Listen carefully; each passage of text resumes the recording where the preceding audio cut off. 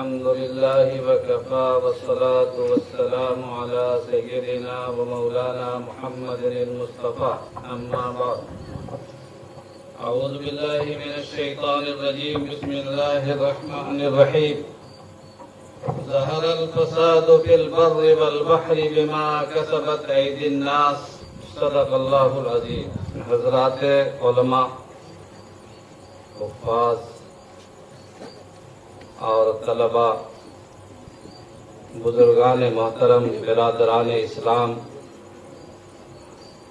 عزیزان اسلام، میری ماں اور بہنوں، آج کا یہ مبارک اجلاس اصلاح معاشرہ کی نسبت سے ہے. اگر کسی قوم میں اپنی اصلاح کا خیال پیدا ہو جائے تو اللہ تعالیٰ اس قوم سے عذاب کو ٹال لیتے ہیں. اگر کوئی عذاب اگر اللہ کے فیصلے میں آ بھی چکا ہے، اس قوم پر عذاب آنے والا ہے، یہ طے ہو چکا ہے اللہ کی تقدیر میں، کوئی مصیبت طے ہو چکی ہے. لیکن اگر اس گاؤں کے لوگوں میں، اس آبادی کے لوگوں میں اگر یہ خیال پیدا ہو گیا کہ ہمیں اپنی اصلاح کر لینی چاہیے، تو قرآن کا فیصلہ یہ ہے اور قدرت کا فیصلہ یہ ہے اور تاریخ یہ کہتی ہے کہ اللہ تعالیٰ اپنے طے شدہ فیصلے عذاب کو بھی ٹال دیتے ہیں. وَمَا كَانَ رَبُّكَ لِيُهْلِكَ الْقُرَىٰ بِظُلْمٍ وَأَهْلُهَا مُصْلِحُونَ. اللہ تعالیٰ کسی گاؤں والوں کو، کسی بستی والے کو ہلاک نہیں کریں گے اگر اس میں کچھ لوگ ایسے ہوں جو اصلاح کرنا چاہتے ہیں. یہ اللہ کا فیصلہ. ان اللہ لا یغیر ما بقوم حتی یغیروا ما بانفسہم. اللہ تعالیٰ کسی قوم کو اس وقت تک تبدیل نہیں کرتے جب تک کہ اس قوم میں خود اپنے آپ کو بدلنے کا جذبہ پیدا نہ ہو جائے. خدا نے آج تک اس قوم کی حالت نہیں بدلی، نہ ہو جس کو خیال اپنے آپ کو بدلنے کا. قرآن کریم میں ایک واقعہ ہے حضرت یونس علیہ السلام کی قوم کا. حضرت یونس علیہ السلام اللہ کے بڑے جلیل القدر پیغمبر ہیں. ایک زمانے تک انہوں نے اپنی قوم میں دعوت اور تبلیغ اور اصلاح کا کام کیا، لیکن ہر دور میں ایسے ہی ہوا ہے کہ قوم اپنے مصلحین کے ساتھ اچھا رویہ اختیار نہیں کرتی. ہر دور میں وَكَذَلِكَ جَعَلْنَا لِكُلِّ نَبِيٍّ عَدُوًّا شَيَاطِينَ الْإِنسِ وَالْجِنِّ. قرآن کریم کہتا ہے، اللہ تعالیٰ فرماتے ہیں کہ جب بھی ہم نے کوئی رہنما اور رہبر اور قائد اور نبی کو ہم نے دنیا میں بھیجا ہے، ہم نے اس کے ساتھ ساتھ شیطانوں کی بھی جماعت ہم نے ساتھ ساتھ دنیا میں بھیجی، ان کے دشمنوں کی بھی بڑی تعداد. وَكَذَلِكَ جَعَلْنَا لِكُلِّ نَبِيٍّ عَدُوًّا. قرآن کہتا ہے کہ ہر نبی کے لیے ہم نے ایک دشمن بھی پیدا کیا. اس لیے انسانی تاریخ، انبیاء کی تاریخ ہمیشہ سے یہ رہی ہے کہ کبھی بھی قوم نے اپنے مصلحین کے ساتھ اچھا رویہ اختیار نہیں کیا. طائف کے پتھر اور آوارہ کتوں کی بھوک، رسول اللہ صلی اللہ علیہ وسلم کے قدم مبارک کا لہو لہان ہو کر جوتے میں پھنس جانا اور ایک زخمی پیغمبر کسی کے باغیچے میں پناہ لینا، یہ تاریخ بتاتی ہے کہ اس قوم نے کبھی بھی اپنے مصلحین کے ساتھ اچھا رویہ اختیار نہیں کیا. امام حسین کی وہ پکار جو میدان کربلا میں انہوں نے اپنے انہی لوگوں کو، انہی کلمہ خواہ مسلمانوں کو اور ان کے باپ کے ماننے والوں کے، ان کے نانا کے ماننے والوں کو، نانا کا کلمہ پڑھنے والوں کو امام حسین کی پکار پوچھتے تھے کہ اے فلاں اور ابن فلاں تم نے مجھے خط لکھ کر بلایا ہے، اے فلاں ابن فلاں تم نے مجھے خط لکھ کر بلایا ہے کہ حسین آئیے، ہماری اس ڈوبتی ہوئی دریا کو سہارا دیجئے. آج میں تمہارے درمیان آ چکا ہوں تو تم سب نے اپنی نظریں پھیر لی ہیں. یہ تاریخ رہی. لیکن اللہ تعالیٰ نے حضرت یونس علیہ السلام کی اس طویل محنت اور ان کی خدمات کو قبول کیا، قوم نے قبول نہیں کیا۔ آخرکار اپنے اجتہاد سے اور اپنے قرینے سے جو ان کے سامنے، انبیاء کے سامنے ہمیشہ ہوا ہے پہلے زمانے میں، کہ نبی جب دعوت دیتا تھا، نبی جب اصلاح کرتا تھا اور قوم نہیں مانتی تھی تو اللہ کی طرف سے آسمان سے عذاب نازل ہوتا تھا۔ یہ تو ہمارے سرکار دو عالم صلی اللہ علیہ وسلم رحمت للعالمین کا طفیل ہے کہ اب کوئی عذاب اترنے والا نہیں ہے آسمان سے، اجتماعی عذاب۔ تو حضرت یونس علیہ السلام نے دعوت کا کام پورا ہونے کے بعد جب دیکھا کہ قوم نہیں مانتی ہے، انہوں نے لوگوں کو عذاب کی پیشین گوئی بتا دی کہ فلاں دن تم پر عذاب آئے گا، تم ماننے والے نہیں ہو، میں جا رہا ہوں۔ جب حضرت یونس علیہ السلام اس گاؤں کو چھوڑ کر چلے گئے، کیونکہ طریقہ یہی ہوتا ہے کہ جس بستی میں عذاب آتا ہے، جس بستی میں اللہ کی طرف سے آفت آتی ہے، وہاں نیک لوگوں کو وہاں سے نکال دیا جاتا ہے۔ حضرت نوح علیہ السلام کی بستی پر عذاب آیا، حضرت نوح علیہ السلام وہاں سے نکل گئے۔ حضرت لوط کی بستی پر عذاب آیا، حضرت لوط وہاں سے نکل گئے۔ یہ تاریخ ہے انبیاء کی کہ جہاں پر عذاب آئے گا وہاں پر نیک لوگ ٹکتے نہیں ہیں۔ حضرت یونس علیہ السلام وہاں سے نکل گئے۔ ان کے نکلنے کے بعد قوم کو احساس پیدا ہوا کہ ہم نے اپنے نبی کی بات نہیں مانی، اللہ کے عذاب کی پیشین گوئی کر کے گئے ہیں۔ اگر وہ سچے نبی ہوں گے اور لگتا ہے کہ وہ سچے نبی ہیں تو آسمان سے اللہ کا عذاب آئے گا۔ چنانچہ ان کے وہاں سے دور چلے جانے کے بعد انہوں نے آثار محسوس کیے کہ آسمانوں کی طرف سے آندھی اور طوفان اور سیاہ باد و بارہ کی نشانیاں اور گرج اور دھمک کے آثار دور دراز سے انہوں نے محسوس کیے۔ ان کے اندر خوف پیدا ہو گیا کہ نبی کی پیشین گوئی لگتا پوری ہوگی اور عذاب آئے گا۔ سارے لوگ ایک جگہ جمع ہو گئے، سب نے خوب توبہ استغفار اللہ پاک سے کی، اے اللہ مجھے معاف کر دے، خوب روئے، یہاں تک کہ اللہ پاک کو رحم آ گیا اور ان سب سے اللہ نے عذاب کو ٹال دیا۔ کیا سمجھ میں آیا؟ جب قوم میں اپنی اصلاح کا خیال پیدا ہو جاتا ہے تو نبی کی پیشین گوئی کے بعد بھی اور اللہ کا ظاہری فیصلہ ہو جانے کے بعد بھی اللہ اتنے بڑے کریم ہے اور رحیم ہے کہ اپنے بندوں سے فیصلے عذاب کو ٹال دیتے۔ تو یہ بڑی بات ہے، اللہ تعالی ہم سب کے اندر جذبہ پیدا کرے کہ ہم اپنی اصلاح کی فکر کریں، اس لیے کہ فساد تو ہمارے گھروں میں، ہمارے زندگیوں میں، ہمارے ایک ایک دماغ میں، ہمارے ذہن میں، فکر میں رچ بس گیا ہے، جس طرح کہ کینسر بستا ہے۔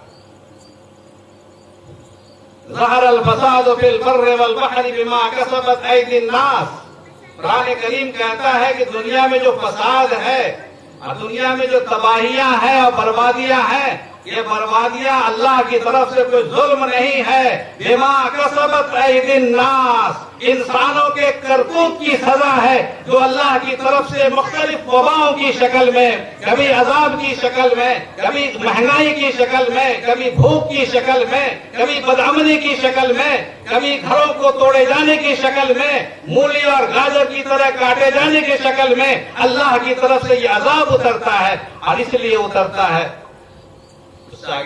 بما کسبت ایدی الناس ذیقھم بعض الذی عملوا لعلہم یرجعون۔ اللہ تعالیٰ ایسا کیوں کرتے ہیں؟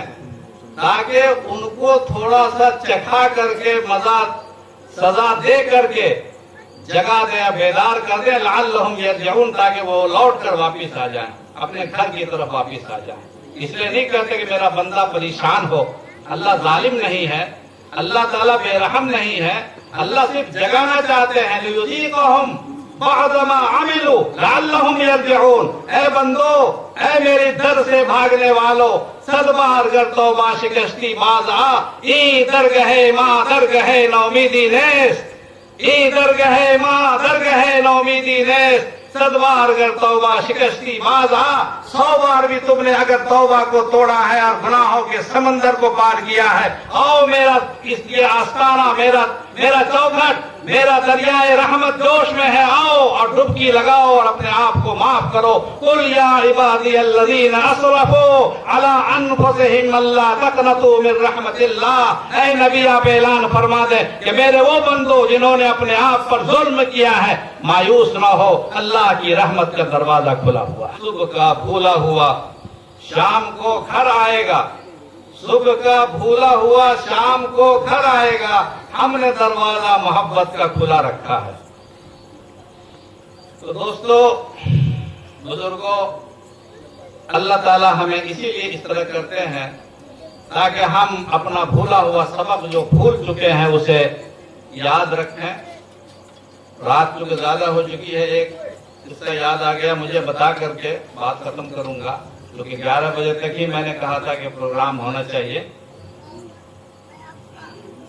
हिलाकू खान का नाम आपने सुना होगा, बहुत बड़ा जालिम गुजरा है इंसानी तारीख का, जिसने मुसलमानों के सरों का मीनार बनाया था। और इतना बड़ा हादसा उसके जमाने में हुआ, हादसे कत्ले आम मुसलमानों का। हिलाकू के बाद फिर उतना बड़ा हादसा कभी इस्लामी तारीख में नहीं आया, जिसने खवारजम और बगदाद और बड़े बड़े शहरों को वीरान कर दिया था। मुसलमान इस्लामी किताबों और लाइब्रेरियों को उसने दरियाओं में बहा दिया, जिसकी वजह से दरिया का पानी नीला हो गया था और काला पड़ गया था। किताबों की रोशनाई की स्याही की वजह से इस्लामी किताबों, इस्लामी लाइब्रेरी की किताबों को जितनी बड़ी तादाद में उसने बर्बाद किया है, किसी ने बर्बाद नहीं किया। और याद रखिए, हर जालिम इंसान इल्म का दुश्मन होता है। मौजूदा हुकूमत के जो जिम्मेदार लोग हैं उनको भी इल्म से कोई मतलब नहीं है, सब जाली डिग्री वाले लोग हैं। वो इल्म के दुश्मन है, इदारों के दुश्मन है, मदरसों को तोड़ा जा रहा, स्कूलों में तालीम नहीं हो रही है। हर दौर में जो जालिम हुक्मरां होते हैं उनको इल्म से कोई मतलब नहीं होता। तो हिलाकू खान ने इस्लामी लाइब्रेरी को बर्बाद कर दिया। उसी जमाने की बात है जबकि एक एक शहर मुसलमानों का खत्म होता चला जा रहा था। हिलाकू खान की बेटी, वो भी अपने बाप की तरह बड़े शान के साथ थी, एक बूढ़े बुजुर्ग आलिम को देखा तो उसका मजाक उड़ाया और कहा कि कहिए बड़े मियाँ, अल्लाह ताला तो अब हमारे साथ है। आप लोग कहते थे अपनी तकरीर में कि अल्लाह ताला तो मुसलमानों के साथ है, अल्लाह मुसलमानों से खुश है। अब तो आपको मानना पड़ेगा कि अल्लाह ताला हम ही लोग के साथ है, हम आपके साथ नहीं है। ताना देंगे बुत के मुस्लिम का खुदा कोई नहीं, इकबाल ने कहा था, ताना देंगे बुत के मुस्लिम का खुदा कोई नहीं। उसने कहा अब आपका तो कोई खुदा ही नहीं है, आपका साथ देने वाला कोई नहीं है। अब तो सब आसमान की ताकत, जमीन की ताकत सब हमारे और मेरे बाप के कदमों में है। अल्लाह ताला अब हमसे खुश है, आपसे खुश नहीं है। तो उन्होंने कहा कि अब इस जाहिल लड़की का जवाब तो उसी अंदाज से देना पड़ेगा। उन्होंने कहा कि बेटी ये बताओ कि तुम्हारे पास जानवर वगैरह हैं? कहाँ जानवर हैं? जानवरों के रेवड़ हैं, सैकड़ों की तादाद में ऊंट है, बकरी है, भेड़ है, दुम्बा है, बहुत सारे जानवर हमारे पास हैं। और कबाइल में रहता था पहले जमाने में, जानवरों का निजाम था, अरबों के पास भी था, जानवर रहते थे 40-40, 100-100, 200-200 तादाद में। आपके पास जानवर हैं? जानवर हैं। उन जानवरों के लिए चरवाहे भी होते हैं? हाँ, चरवाहे भी होते हैं। कहा कि वो जानवर जो चरागाह उनके मुतय्यन होते हैं, जहाँ पर जानवर चरते हैं, उनकी हिफाजत के लिए आप लोगों ने शिकारी कुत्ते भी, हिफाजती कुत्ते भी रखते हैं? कहा कि हाँ, 3-4 हिफाजती कुत्ते भी हर रेवड़ के साथ होते हैं। और उनका मकसद ये होता है कि अगर कोई बकरी, कोई दुम्बा, कोई जानवर बिदक करके इधर उधर भाग जाए चरागाह से बाहर, तो वो उसको पकड़ के उसको वापस लाता है। उन कुत्तों में ही काम ही है कि वो कुत्ते चरागाह के हुदूद में रहें। अगर कोई बिदक कर भटक करके इधर उधर मुंतशिर हो जाए तो वो कुत्ता उनको पकड़ के, गर्दन को पकड़ के वो लाता है और उसको चरागाह में पहुंचाता है। ऐसा है कि नहीं? बोला हाँ, ऐसे ही है। तो कहा हम लोग भी अपना रास्ता भूल चुके थे। अल्लाह के नबी सल्लल्लाहु अलैहि वसल्लम ने जो रास्ता हमें दिखाया था, اور آپ نے فرمایا تھا کہ تم ترکت فیکم امرین لن تضلوا ما تمسکتم بہما، کہ اگر میں نے دو چیزیں تمہارے لیے چھوڑ کے جا رہا ہوں، اللہ کی کتاب اور اپنی سنت چھوڑ کر جا رہا ہوں، جب تک ان دونوں کو پکڑے رہو گے کبھی گمراہ نہیں ہوگے. لن تضلوا ما تمسکتم بہما، جب تک ان دونوں چیزوں کو پکڑے رہو گے کبھی گنہگار نہیں ہوگے، یعنی گمراہ نہیں ہوگے. ہم اپنا راستہ بھول گئے تھے، ادھر ادھر منتشر ہو گئے تھے، کبھی برادری کا تعصب، کبھی خاندان کا، کبھی زبان کا، کبھی علاقے کا، کبھی محلے کا، کبھی ادھر کا. ہزار طرح کی اصلیتیں اور تنگ نظریاں، ہزاروں گناہ، ہزاروں شہوتیں، فکر کی کجی، دماغ کی کجی، دل کی کجی، ہزاروں بیماریاں پیدا ہمارے اندر ہو گئی. ہم اپنے راستے سے بھٹک کر ادھر ادھر ہو گئے. تو اللہ تعالیٰ نے آپ جیسے معزز کتوں کو ہم پر مسلط کر دیا ہے تاکہ ہم اپنے راستے پر واپس آ جائیں. آپ سے خوش نہیں ہے، ہم کو ٹھیک کرنے کے لیے اللہ تعالیٰ نے آپ کو مسلط کیا ہے. تو جو حکمراں آتے ہیں ہم کو ٹھیک کرنے کے لیے، ان کا بھی احسان ہے کہ ہم اپنے راستے سے جو بھٹک چکے ہیں، صراط مستقیم سے ہم بھٹک چکے ہیں. اہدنا الصراط المستقیم جو سورہ فاتحہ میں پڑھتے ہیں، اس سے جو بھٹک چکے ہیں ہم اس راستے پر واپس آ جائیں. انشاءاللہ اللہ ہماری توبہ کو قبول فرمائے گا، ہماری ندامت کے آنسوؤں کو قبول فرمائے گا اور ہماری حاضری کو قبول فرمائے گا. اللہ پاک کہنے سے زیادہ اور سننے سے زیادہ عمل کی توفیق نصیب فرمائے. وآخر دعوانا الحمدللہ رب العالمین.